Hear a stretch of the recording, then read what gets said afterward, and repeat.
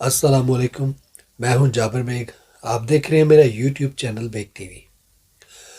ناظرین، میلاد شریف کا مہینہ ببرکت مہینہ، اور مسلمانوں نے دنیا بھر کے اندر جو نبی پاک صلی اللہ علیہ وسلم کے چاہنے والے، آپ سے محبت رکھنے والے لوگ، آپ سب نے میلاد شریف کے اس مہینے میں 12 ربیع الاول کو آپ کی جو ولادت کا دن تھا اس کو بڑے جوش و جذبے سے سیلیبریٹ کیا، اس کو منایا۔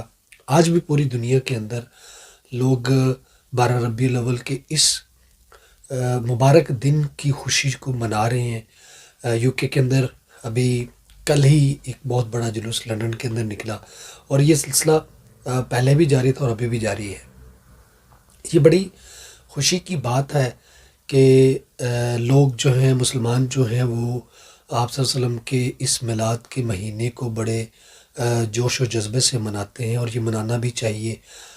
اس طرح سے ہماری جو آنے والی نسلیں ہیں ان تک یہ پیغام پہنچتا ہے کہ ہم اپنے آقا کی اس محبت کو، اپنے آقا کی صلی اللہ علیہ وسلم کی ان سے جو عشق ہے اس کے اظہار کو اس طرح ہم پریزنٹ کرتے رہیں، اور تاکہ ان تک یہ پیغام پہنچے کہ وہ بھی اپنے آقا سے اتنی ہی محبت کریں، اتنا ہی پیار کریں، ان کے عشق میں جھوم جھوم کے وہ ترانے جو ہیں وہ پیش کریں، درود و سلام کے نذرانے پیش کریں۔ تو یہ سلسلہ اللہ کرے کہ تا قیامت اسی طرح جوش و جذبے کے ساتھ جاری و ساری رہے۔ اب ایک اور ایشو جو ہے وہ کچھ جگہوں پہ دیکھنے کو سننے کو ملتا ہے، وہ یہ ہے کہ کچھ مرد حضرات جو خواتین کے میلاد منانے پہ اعتراض کرتے ہیں، گھروں کے اندر وہ میلاد کیوں مناتی ہیں یا اسپیکر کا استعمال کیوں کرتی ہیں کہ ان کی آوازیں جو ہیں وہ غیر محرم لوگ سنتے ہیں یا مرد حضرات سنتے ہیں۔ شرعی طور پہ یہ چیز جائز نہیں، یہ ٹھیک نہیں ہے۔ شریعت نے منع کیا ہے کہ عورت کی آواز غیر محرم نہ سنے، لیکن اس ایک جو پرفتن دور ہے، ایک فحاشی کا جو دور چل رہا ہے، اس دور کے اندر جب کہ بہت ساری بچیاں جو ہیں وہ گانے بجانے کی طرف راغب ہو رہی ہیں، ان سے اٹریکٹ ہو رہی ہیں، فیسینیٹ کیا جا رہا ہے ان کو، ان کی توجہ کو ہٹایا جا رہا ہے، اس طرف لایا جا رہا ہے، تو ایسے دور میں اگر یہ سوال پیدا ہوتا ہے کہ اگر وہ بچیاں یا گھروں کے اندر عورتیں جو ہیں وہ محفلوں کا انعقاد کرتی ہیں اور باوجہ مجبوری انہیں زیادہ تعداد ہونے کی وجہ سے یا کوئی عذر پیش کرنے کی ضرورت نہیں ہمیں، یا اگر وہ ویسے بھی اسپیکر کا استعمال کرتی ہیں کہ گھر کے اندر ذرا محفل بارونق ہو جائے، اس کا لطف ذرا زیادہ آتا ہے، تو کیا یہ کرنا ٹھیک ہے یا غلط ہے؟ اس پہ بہت زیادہ سختی کرنی عورتوں پہ جائز ہے، ضروری ہے، یا سختی کی ضرورت نہیں؟ یہ بات میں پہلے کر چکا ہوں کہ شریعت کا حکم نہیں، لیکن جب ایسے مرد حضرات اپنے فتوے لے کے نکل آتے ہیں کہ جو کہ خود وہ بدکاریوں میں ملوث ہوتے ہیں، وہ خود بے راہ روی کا شکار ہوتے ہیں، وہ دین سے اور شریعت سے بہت دور ہوتے ہیں، ان کی پابندی نہیں کرتے، لیکن اس ایک خاص مسئلے کو لے کے وہ اپنے فتوے لے کر حاضر ہو جاتے ہیں، تو کیا یہ چیزیں ٹھیک ہیں یا غلط ہیں؟ اس پہ آج بات کریں گے۔ برطانیہ سے پیٹربرا سے علامہ اختر الوی صاحب میرے ساتھ ہیں، پاکستان سے میرے ساتھ احمد حسن حسینی صاحب، قاری احمد حسن حسینی صاحب میرے ساتھ ہوں گے۔ آپ دونوں کا بہت شکریہ۔ تو میں علامہ صاحب سے جاننا چاہوں گا کہ علامہ صاحب آپ بتائیے گا کہ کیا ایسے لوگ جو یہ فتوے دیتے ہیں کہ عورتوں کا میلاد جو ہے وہ ان کو نہیں منانا چاہیے یا سپیکر کا استعمال نہیں کرنا چاہیے کیونکہ غیر محرم آواز سنتے ہیں، تو آپ اس دور میں جو یہ ایک دور جو چل رہا ہے جس میں بہت زیادہ گمراہی پیدا کی جا رہی ہے، تو اس دور میں اگر عورتیں بوجہ مجبوری استعمال کر بھی لیتی ہیں اسپیکروں کا، تو اس حوالے سے شریعت کیا کہتی ہے اور آپ کیا کہیں گے؟ السلام علیکم ورحمۃ اللہ وبرکاتہ۔ وعلیکم جناب محترم مرزا جابر علی بیگ صاحب، امید ہے آپ خیریت سے ہوں گے۔ الحمدللہ۔ عرض یہ ہے کہ عورتوں کا محفل میلاد یا محفل نعت منعقد کرنا جائز ہے۔ میں ایک واقعہ آپ کے ایمان کی تازگی کے لیے عرض کر رہا ہوں۔ نسیم الریاض میں امام خفاجی رحمۃ اللہ علیہ امام عبداللہ بن مبارک کی کتاب الزہد والرقائق کے حوالے سے درج کرتے ہیں، یہ تابعین میں سے وہ گزرے ہیں، فرماتے ہیں کہ سیدنا فاروق اعظم رضی اللہ تعالیٰ عنہ کا معمول تھا کہ رات کو گلیوں میں گھومتے تھے، رعایا کا حال معلوم کرتے تھے۔ یہ مسلمان حکمران کی پہچان ہے کہ وہ اپنی نیند رعایا کی نیند پر قربان کر دے، جس کی وجہ سے رعایا کی نیند حرام ہو جائے وہ مسلمان حاکم کہلانے کا حقدار نہیں ہے۔ مسلمانوں کا حاکم ہونا اس کا حق ہے جو اپنی نیند رعایا کی خاطر حرام کر دے۔ سیدنا فاروق اعظم رضی اللہ تعالی عنہ رات کو لوگ سوتے وہ گلیوں کے چکر لگاتے، گھر گھر کے سامنے جا کے رکتے، دیکھتے کہ کہیں کوئی پریشان تو نہیں، کسی گھر سے رونے کی آواز تو نہیں آ رہی۔ ایک دروازے کے سامنے جو رکے تو اندر سے ایک بوڑھی خاتون کے رونے کی آواز آ رہی تھی، بڑھیا رو رہی ہے۔ قدم رک گئے۔ پہلا خیال تو صاف ظاہر ہے یہی آیا کہ کوئی تکلیف پہنچی ہوگی، ریاست کا شکوہ کرتی ہوگی، امیر المؤمنین کے خلاف شکایت کر رہی ہوگی، کھانے پینے کی ضروریات میسر نہیں ہوں گی، کوئی پریشانی ہوگی۔ قدم رک گئے، دروازے کے ساتھ کان لگایا، سنا تو دیکھا کہ وہ تو ساتھ شعر بھی پڑھ رہی ہے، نعت گنگنا رہی ہے اور ساتھ رو رہی ہے۔ آپ کے قدم رک گئے، آپ نے کان لگایا دروازے کے ساتھ، تو آواز جب سنی تو اشعار میں یہ تھا کہ یا رسول اللہ، آقا موت بجا ہے، ہر ایک نے مر جانا ہے، آپ کو موت نے ہم سے جدا کر دیا، اب میں تڑپ رہی ہوں، کاش مجھے کوئی یہ تسلی دے جائے کہ آج جدائی ہے پر قیامت کے دن حضور آپ سے ملاقات ہو جائے گی۔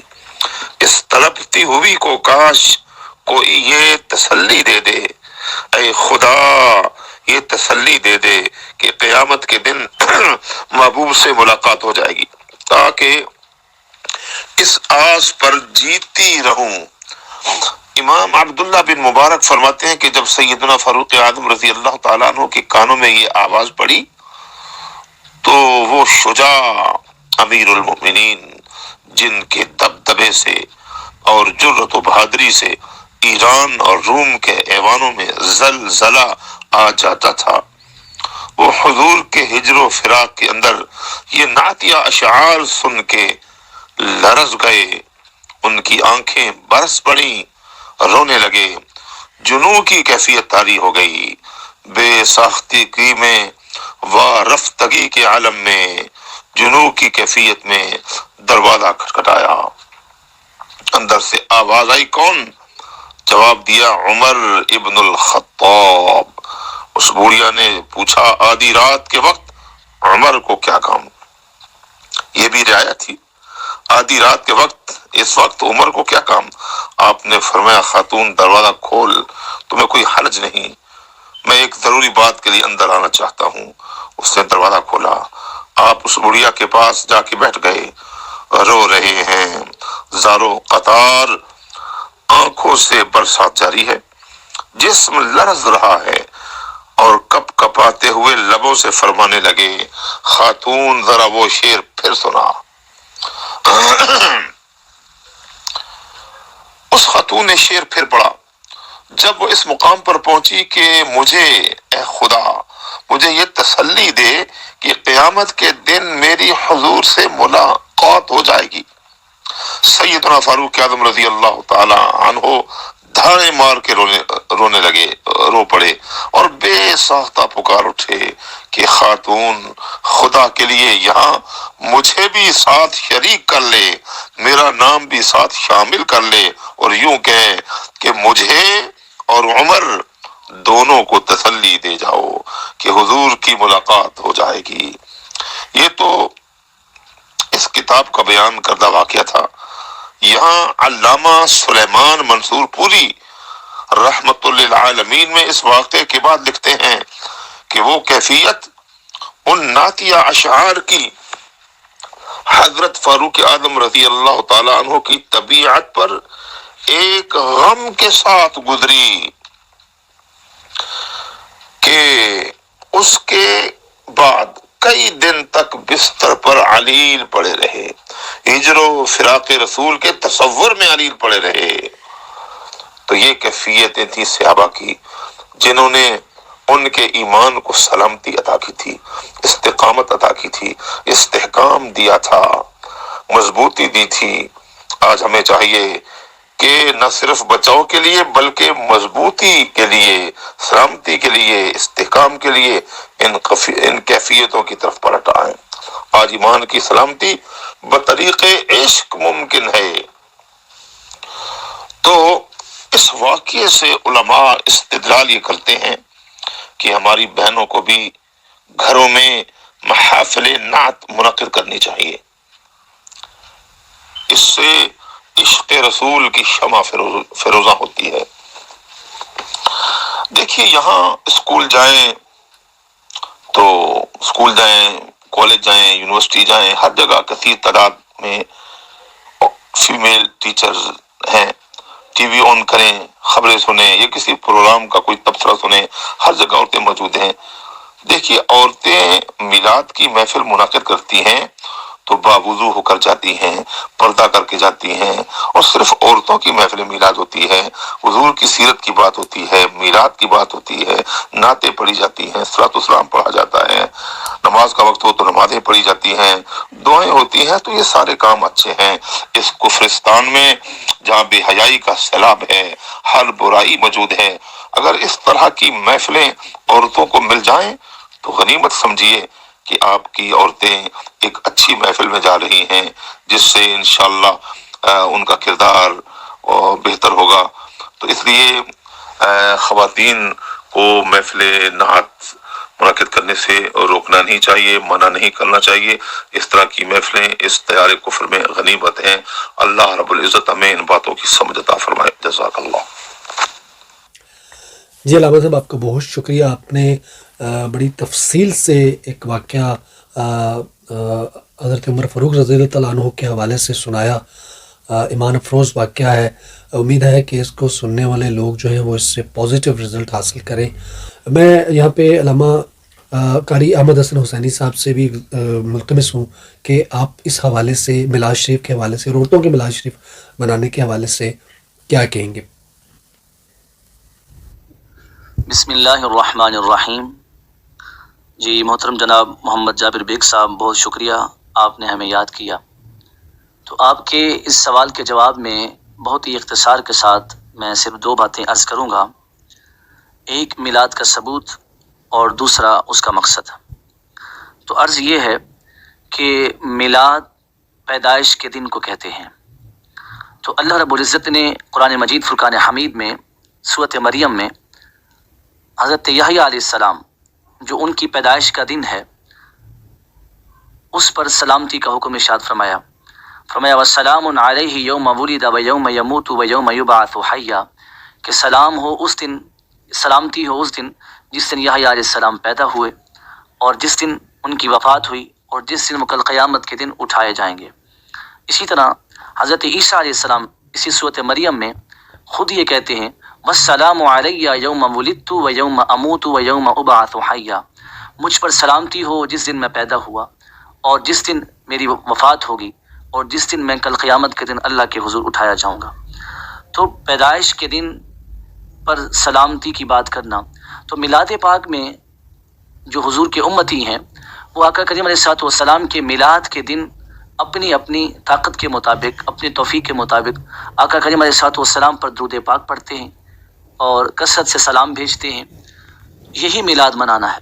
آگے یہ کہ اللہ رب العزت قرآن مجید فرقان حمید میں اپنی نعمتوں کو یاد کرنے کا بار بار حکم دیتا ہے۔ یا بنی اسرائیل اذکروا نعمتی التی انعمت علیکم وذکرہم بایام اللہ، اور خود فرماتا ہے وَأَمَّا بِنِعْمَةِ رَبِّكَ فَحَدِّثْ کہ میری نعمتوں کو صرف یاد نہ کرو بلکہ میری نعمتوں کا خوب چرچا کرو۔ تو اب ہم دیکھتے ہیں کہ اللہ رب العزت نے جتنے بھی نعمتیں بندوں پر کی ہیں کسی نعمت کا احسان نہیں جتلایا، مگر جب اس نے اپنے پیارے محبوب علیہ الصلوۃ والسلام کو بھیجا تو فرمایا لقد من اللہ علی المؤمنین اذ بعث فیہم رسولا کہ تحقیق اللہ نے مومنوں پر احسان کیا کہ ان میں اپنا رسول بھیجا۔ تو بے شمار نعمتیں عطا فرمائیں مگر کسی نعمت کا احسان نہیں جتلایا۔ تو جس نبی آخر الزمان کی عطا کرنے پر اس نے وہ نعمت جو عظیم نعمت ہے وہ عطا فرمائی، اس پر احسان جتلایا، تو گویا وہ سب سے بڑی نعمت ہے، تو اس کا چرچا تو اور بڑھ چڑھ کے کرنا چاہیے۔ یہی وجہ ہے کہ آج گلی گلی نگر نگر ذکر مصطفیٰ کے ہم ترانے الاپتے ہیں، گھر گھر میں محافل میلاد مصطفیٰ صلی اللہ علیہ وسلم کا انعقاد ہوتا ہے تاکہ ہم نئی نسل کو حضور کی اسوہ حسنہ کے متعلق بتا سکیں، پیارے آقا کی سیرت مطہرہ کے متعلق بتا سکیں، اور اس امت کا تعلق اپنے آقا کے ساتھ مضبوط ہو، کیونکہ یہ جو دور چل رہا ہے یہ فتنوں کا دور ہے۔ اور اسی حوالے سے تو علامہ اقبال نے کہا تھا کہ عصر ما مارا زما بیگانہ کرد از جمال مصطفیٰ بیگانہ کرد۔ علامہ نے کہا کہ مجھے زمانے نے اپنے سے بیگانہ کر دیا ہے، مجھے زمانے نے اپنے آپ سے بیزار کر دیا ہے۔ وہ کس طرح کہ مجھے جمال مصطفیٰ سے ناآشنا کر دیا ہے، مجھے اس زمانے نے اپنے آقا سے دور کر دیا ہے۔ تو اس دور میں ضرورت اس بات کی ہے کہ امت عظمت و بلندی چاہتی ہے تو اپنے آقا کے ساتھ تعلق کو مضبوط کرے، اور اپنے آقا سے تعلق کا بہترین ذریعہ یہی ہے کہ کثرت کے ساتھ نئی نسل کے سامنے اپنے آقا کے اوصاف، کمالات، ان کے معجزات، ان کے اخلاق کا ذکر کیا جائے، تو اس کا بہترین ذریعہ میلاد پاک ہے۔ تو دوسرا آپ کے سوال کا یہ حصہ تھا کہ خواتین بھی میلاد منائیں، تو اس حوالے سے عرض یہ ہے کہ یقیناً خواتین بھی اپنے پیارے آقا کریم علیہ الصلوۃ والسلام سے محبت کرتی ہیں، تو وہ بھی شریعت کے دائرے میں رہتے ہوئے اپنے گھروں کو سجائیں، اپنے گھروں میں باوضو ہو کر ذکر مصطفیٰ کی محافل کا انعقاد کریں، نعت پڑھیں، خطابات ہوں، حضور کے اوصاف حمیدہ کا ذکر ہو، اس کو بیان کیا جائے۔ تو میں بات کروں خواتین کی محبت کی، تو جب ہمارے پیارے آقا صلی اللہ تعالیٰ علیہ وآلہ وسلم مکہ سے ہجرت کر کے مدینہ پاک تشریف لائے تو اس وقت جو مدینہ کی خواتین تھیں اپنی گھروں کی چھتوں پہ چڑھ گئیں، اور بچیاں بھی اپنی گلیوں میں آ گئیں، بچے بھی گلیوں میں آ گئے۔ اس وقت جب سرکار یثرب تشریف لائے کہ جو اس وقت ابھی مدینہ نہ بنا تھا، تو اس وقت جب سرکار تشریف لائے تو ہر چھوٹے بچے کی زبان پہ یہ الفاظ تھے جا نبی اللہ، جا رسول اللہ، کہ اللہ کے رسول آ گئے، اللہ کے نبی آ گئے۔ تو خواتین اپنے چھتوں پہ چڑھ گئیں، اور خواتین کے لبوں پہ بھی یہی نعرہ تھا کہ اللہ کے رسول آ گئے، اللہ کے نبی آ گئے۔ تو اس میں یہ ہے کہ آج کی ہماری خواتین باپردہ رہتے ہوئے اپنے گھروں میں محافل میلاد مصطفیٰ کا انعقاد کریں۔ آپ دونوں مہمانوں کا معزز مہمانوں کا بہت شکریہ، علامہ اختر الوی صاحب آپ کا بہت شکریہ، قاری احمد حسن حسینی صاحب آپ کا بھی بہت شکریہ، آپ نے بھی بڑی بہترین بات کی۔ اللہ تعالیٰ آپ دونوں کو جزائے خیر عطا کرے۔ میں آخر میں پھر یہ میں دوبارہ سے دہراؤں گا کہ شریعت نے یہ چیز منع کی ہے کہ عورت کی آواز اتنی اونچی بلند نہ ہو کہ غیر محرم سنے، لیکن اس دور میں یہ بات میں درست نہیں کہہ رہا، لیکن میں یہ کہہ رہا ہوں کہ اگر آپ کے گھروں کے اندر باوجہ مجبوری عورتوں کی تعداد زیادہ ہونے کی وجہ سے انہیں یہ محافل اپنے گھر کے کسی چھت پہ کرنی پڑتی ہے اور اس میں اسپیکر کا وہ استعمال کرتی ہیں، تو آپ یہ غنیمت سمجھیں کہ آپ کے گھروں کی عورتیں، خواتین جو ہیں وہ محفل نعت پڑھتی ہیں، ارد گرد کے جو لوگ ہیں، جو خواتین ہیں، جو بچیاں ہیں، جو گھروں میں بیٹھی رہتی ہیں، وہ بھی سن کر اس محفل میں شامل ہوتی ہیں، ان کا ذوق اور شوق بڑھتا ہے۔ تو اس طرح بچیاں جو ہے وہ دین کی طرف مائل ہوتی ہیں، راغب ہوتی ہیں۔ لیکن بدقسمتی سے وہ لوگ فتوے لے کے سامنے آ جاتے ہیں جو خود بدکاریوں اور بے راہ روی کا شکار ہوتے ہیں، جو خود سارا دن عیاشیاں کرنے میں ملوث ہوتے ہیں اور تاش کھیلتے ہیں، سگریٹ پیتے ہیں، نشہ کرتے ہیں۔ ایسے لوگوں کے منہ سے اس طرح کے فتوے اور اس طرح کی اپنے گھروں میں ماؤں بہنوں بیٹیوں کے اوپر سختی جو ہے وہ کسی طور پر بھی نہ تو درست عمل ہے اور نہ ہی قابل قبول عمل ہے۔ تو ایسے لوگوں کا علاج یہی ہوتا ہے کہ یا تو وہ فوراً سے پہلے اللہ کی بارگاہ میں توبہ کریں اور اس منافقت کے کھیل کو بند کریں، اور سچے پکے عاشق رسول بن کر ان تمام برائیوں سے اپنے آپ کو دور رکھ کر اس کے بعد پھر اس طرح کی سختیاں کرنے کا وہ اختیار اور حق رکھتے ہیں۔ اللہ تعالیٰ ہم سب کو دین محمدی صلی اللہ علیہ وسلم کا پابند بنائے، آپ صلی اللہ علیہ وسلم کی سیرت پاک اور حیات پاک سے سیکھنے کا ہمیں سیکھنے کی توفیق اور ہمت عطا فرمائے، اور اس میں استقامت عطا فرمائے۔ اپنے گرد و نواح کا خیال رکھیے گا۔ اللہ حافظ۔